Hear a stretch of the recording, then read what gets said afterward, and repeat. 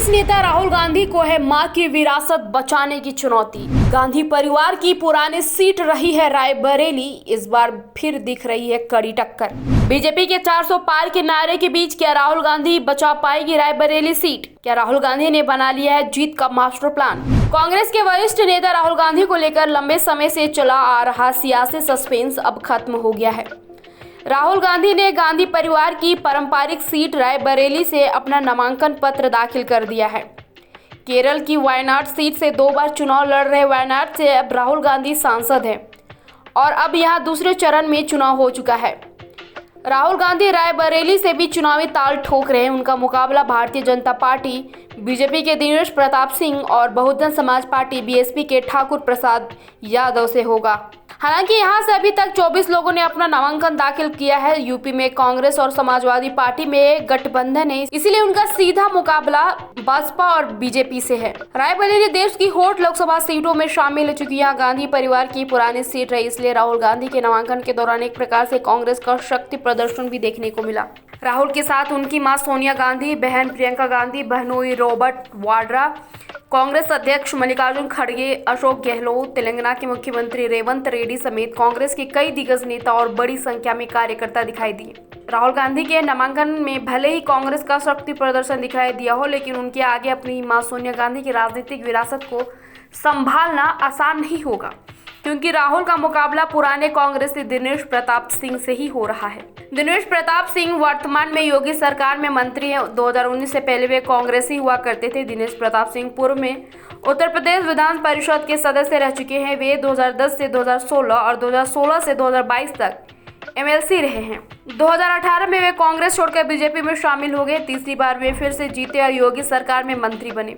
2019 के लोकसभा चुनाव में दिनेश प्रताप सिंह रायबरेली सीट से सोनिया गांधी के खिलाफ बीजेपी के टिकट पर चुनाव लड़ रहे थे और इस चुनाव में सोनिया गांधी को 5.34 लाख वोट मिले थे, जबकि दिनेश प्रताप सिंह को 3.67 लाख वोट। यह सोनिया गांधी की रायबरेली में अब तक की सबसे कम अंतर की जीत थी। इसके अलावा रायबरेली में दिनेश प्रताप सिंह के समर्थन में समाजवादी पार्टी के बागी विधायक मनोज पांडे भी आ गए हैं।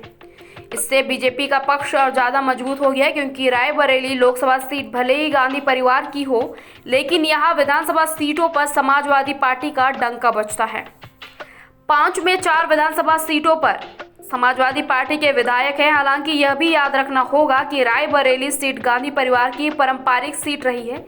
यहाँ के लोगों का गांधी परिवार से खास लगाव है, लेकिन यह भी सच ही है कि गांधी परिवार की एक और पारंपरिक सीट अमेठी लोकसभा सीट पर पिछले चुनावों में बीजेपी की स्मृति ईरानी ने सेंध लगाकर कब्जा कर लिया था।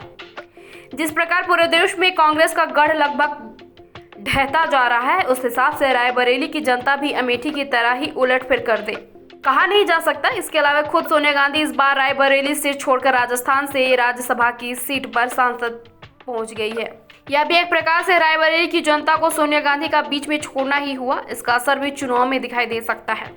रायबरेली लोकसभा सीट पर 5वें चरण में 20 मई को मतदान होगा। इस सीट पर कुल 21,45,820 मतदाता हैं। इनमें पुरुष मतदाताओं की संख्या 11.20 लाख और महिला वोटरों की संख्या 10.25 लाख है। रायबरेली लोकसभा निर्वाचन क्षेत्र में 5 विधानसभा सीट बछरावा, हरचंदपुर, रायबरेली, सरेनी और ऊंचाहर शामिल है। इनसे रायबरेली सीट से बीजेपी की अदिति सिंह विधायक है। बाकी 4 पर समाजवादी पार्टी का कब्जा है। मनोज पांडे ऊंचाहर विधानसभा सीट से विधायक है। रायबरेली लोकसभा सीट गठन 1952 में हुआ था। 1952 और 1957 के चुनाव में यहां से फिरोज गांधी विजयी हुए थे। 1960 में कांग्रेस के ही आरपी सिंह और 1962 के उपचुनाव में बैजनाथ कुरेर चुनाव जीते थे। 1967 और 1971 के चुनाव में इंदिरा गांधी यहां से सांसद चुनी गई। 1977 में यह सीट जनता पार्टी के राज नारायण के पास आ गई है। 1980 में एक बार फिर इंदिरा गांधी ने यहां से चुनाव जीता।